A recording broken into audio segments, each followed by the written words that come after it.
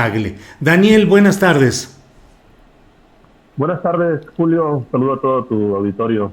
Gracias, Daniel. Daniel, leyendo con cuidado lo que has tuiteado hoy y lo que tuiteas en general sobre estos temas delicados del uso de la fuerza pública y los derechos humanos. El caso Tulum, pues genera de inmediato la reacción de decir, pues los culpables son los policías, ahí están los videos, ahí están las escenas, ¿qué más se puede decir? Culpables son ellos y particularmente la mujer policía. Pero tú planteas, ¿de quién es la responsabilidad? ¿Qué tanta es la responsabilidad del Estado al no dar la capacitación en general o darla con un enfoque adecuado? ¿Qué es lo que ves en lo que está pasando en Tulum, Daniel Gómez Tagle? Es un discurso repetitivo, Julio. Lo hemos visto ya desde hace muchos años en México. En este momento se piensa que la crítica es específicamente sobre las autoridades municipales, y no, la realidad es que es el Estado en un nivel municipal, estatal y federal. Los objetivos de la ley de uso de la fuerza por los cuales se promulga son la protección y garantía de los derechos humanos, con un especial énfasis en la perspectiva de género. En este momento yo he visto que se está hablando de calificar la muerte, el asesinato de Victoria como un feminicidio, pero hay que recordar que un feminicidio es un delito de género. Y esto no es un delito de género, esto es una acción que los policías han llevado a cabo tan solo en los últimos 4 o 5 años, por lo menos una vez al año. Entonces, esto no tiene nada que ver con el género, esto es un abuso policial que además, en la reforma que se hace a través de la ley de uso de la fuerza al marco jurídico vigente, es un abuso que además se institucionaliza, Julio. Eso es gravísimo, porque los policías, son casi 400,000 policías en todo el país, incluyendo Guardia Nacional, que está obligada a la ley. Son casi 400,000 agentes de fuerza pública en México que deben seguir una ley que es técnicamente imposible de cumplir.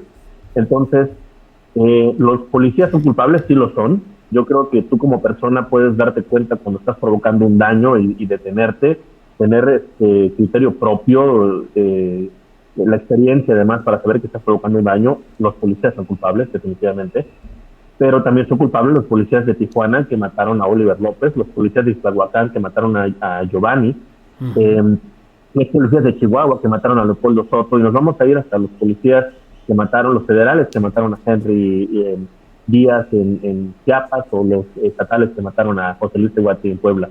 Son casos que yo he documentado, Julio, y he exhibido. Esto no es un feminicidio, estamos hablando de abuso policial que el Estado fomenta a través de una capacitación que reciben los policías de todo el país.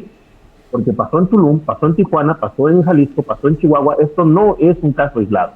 Esto no es un caso específico de racismo, de clasismo o de género. Este es un caso de policías que son instruidos en técnicas que no corresponden a los objetivos de la ley ni a las obligaciones de México en materia de derechos humanos, Julio. México tiene 16 de 18 tratados internacionales ratificados ante Naciones Unidas de obligaciones de derechos humanos. Y a pesar de ello, a los policías se les enseña un modelo, que es el de Estados Unidos, que solamente ha ratificado 5 de estos 18 tratados.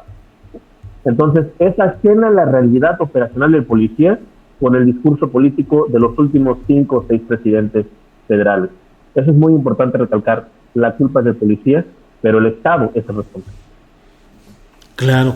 Específicamente dices que estos policías han sido instruidos, capacitados, entre comillas, con técnicas que no son las adecuadas ni corresponden a su contexto. Específicamente, ¿qué? ¿Es la forma de aprender, de someter, de esposar, de colocar rodillas sobre la cabeza de las personas? ¿Eso es lo que están haciendo mal en lo operativo concreto?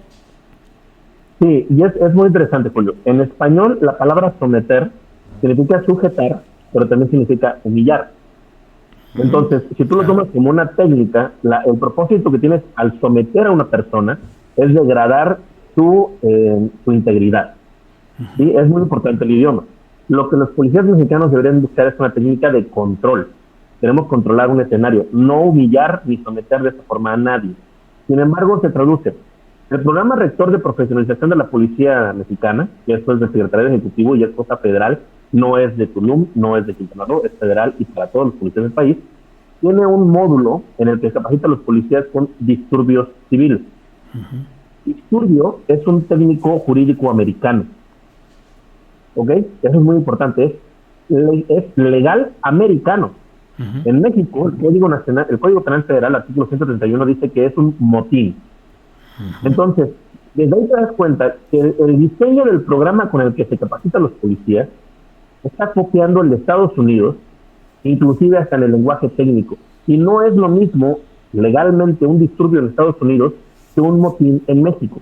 Porque en Estados Unidos el modelo te permite que, literalmente, Julio así lo dice, puedes entrar a la página del NJ, va a decir el modelo, que tú puedes en un momento determinado dar de golpes y patadas a una persona para detenerlo.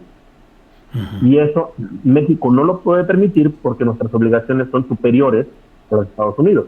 Pero a los policías de México se les enseña ese modelo, que no cumple con nuestras obligaciones y que además se explica en un idioma que los policías no comprenden, porque significan cosas diferentes. En Estados Unidos significa control, pero aquí significa una cosa totalmente distinta. Entonces no tiene sentido ignorar la realidad, ¿no? Que lo que se enseña a los policías no es lo que se les exige a los policías. En términos generales, Daniel, ¿en todo el país hay verdaderamente cursos de capacitación que se les dan a los agentes policíacos, o como tantas cosas en México, se da al aventón, a lo que salga, y les ponen ahí alguna palomita de que ya lo cursaron? Es decir, ¿realmente los policías en México, los municipales, los estatales sobre todo, llevan esos cursos, o es puro cuento como tantas cosas en México, Daniel? No, hay cursos, Julio, y esa es la gran crítica que yo he hecho. Hay muchísima capacitación para los policías, uh-huh. Y a los policías se les intenta enseñar los objetivos de la ley, que es garantizar los derechos humanos. Uh-huh. Pero tenemos dos conflictos, que tú como agente de la ley debes cumplir con la ley. Entonces, si la ley te impide cumplir con los objetivos, la culpa no es de la gente, es de la ley y del que hizo la ley y del que firmó la ley. Y eso es el legislativo y el poder ejecutivo. Uh-huh. Una. Dos, la capacitación que se imparte a los policías, hay muy buenos proyectos. Julio, déjame recomendar a la gente que vaya a Twitter, que siga a esta Mayra Hernández, que ha hecho grandes análisis, está Ernesto López Portillo, Miguel Garza, que son cursos en los que se ha procurado una profesionalización del policía desde una perspectiva distinta. Pero el problema es que cuando tú das el curso y tú enseñas los derechos humanos a los policías, la realidad es que cuando terminas todo el curso, yo me voy, el policía se queda con el mando, el policía pierde todos sus derechos. El policía tiene que ir a la calle y garantizar unos derechos que él personalmente no conoce. Y eso es absurdo, Julio. Tú no puedes pedirle a un policía que haga algo para otras personas que el Estado no hace para él. Y el abandono en el que tienen los derechos humanos y laborales del policía tiene un impacto directo en ese tipo de escenarios. Porque el policía no entiende por qué debe él garantizar la seguridad de alguien más y no se garantiza la suya. Y es gravísimo. El presupuesto federal en los últimos 2 años de la administración López ha insistido mucho un programa de estandarte que es el Modelo Nacional de Policía y Justicia Cívica.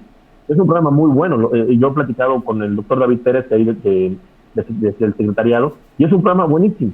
Han hecho un gran esfuerzo, pero cuando lo quieren implementar se encuentran con que diferentes partidas y fondos tienen 0% de presupuesto asignado. Entonces, el discurso no corresponde con la realidad operacional. Y al final de cuentas lo que pagamos somos los ciudadanos. Y esto me parece muy lamentable, porque el policía o deja de actuar o actúa mal. Y eso pues no ayuda al Estado, ¿no? Daniel, ¿hay algún lugar donde se esté más avanzado en este terreno? ¿Un lugar donde se estén haciendo las cosas un poco mejor? Sí, están los casos en Nuevo León, Guadalupe y Escobedo. Tienen ya varios años trabajando modelos nuevos, sobre todo, y eso es muy importante, Julio, lo que se refiere a la rendición de cuentas y la transparencia. De ahí es la importancia del análisis total para ver cómo se gasta el dinero, si lo que se invierte realmente da resultados. Y me parece que Nuevo León, a nivel municipal, no a nivel estatal, a nivel municipal, tiene un par de ejemplos que me parece que debemos voltear a ver, debemos analizarlos. Aún tienen cosas que solucionar, tienen aún muchos retos, pero me parece que los saltos más grandes en cuanto a lo que esperamos de las policías están en Nuevo León. Vaya, pues Daniel, gracias por ayudarnos a tener esta reflexión para no irnos con lo inmediato, lo aparatoso que nos sucede, y lo digo incluyéndome obviamente, de irnos pues con la finta pues de que el policía es malo y el policía es el que tiene la culpa y el policía, porque hay este otro aspecto que es el que afortunadamente nos has hecho ver en esta ocasión. Así es que pues gracias por la reflexión, a reserva de si quieres agregar algo, Daniel. Va a haber marchas en Tulum. Estaba yo escuchando la entrevista que tenías, vayan a la gente, salgan a las calles, reclamen, y no reclamen a la policía, reclamen al Estado, porque esto va a volver a ocurrir en otras partes del país, y si hay marchas a nivel local, salgan y protesten, pero exijan al Estado, y no al Estado a la persona, sino al Estado como institución que debe gobernar para todos, ¿no? Independientemente de partidos, de colores. Esto es un problema que rebasa a las ideologías partidistas. Daniel Gómez Tagle, como siempre, muchas gracias por tu amabilidad en tomar una llamada y en todo lo que compartes con nosotros. Gracias, Daniel. Gracias a ti, Julio. Un placer estar contigo. Hasta luego.